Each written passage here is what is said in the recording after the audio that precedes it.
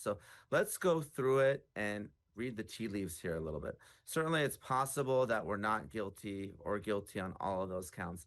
I think not guilty is less likely because two of those four counts, counts 3 and 5, are prostitution. And there was plenty of evidence that Combs paid the sex workers. Really, the defense was that he thought he was paying porn stars and was making homemade pornos.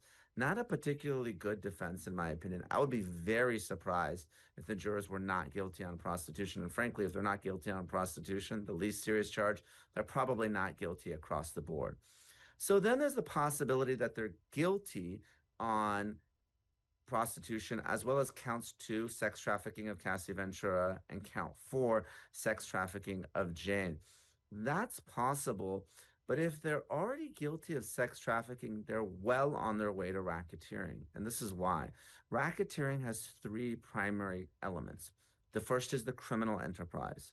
The second is an unlawful agreement. And the third is the pattern of racketeering activity. And sometimes those are called RICO predicate acts, and that can be sex trafficking, but it can also be drug trafficking or prostitution or extortion. We heard testimony that Cassie's mom paid $20,000. Arson, Kid Cudi's car being lit on fire, or bribery, the $100,000 payment for that hotel surveillance video. So if the jurors are already decided to be guilty on sex trafficking, they're well on their way to racketeering.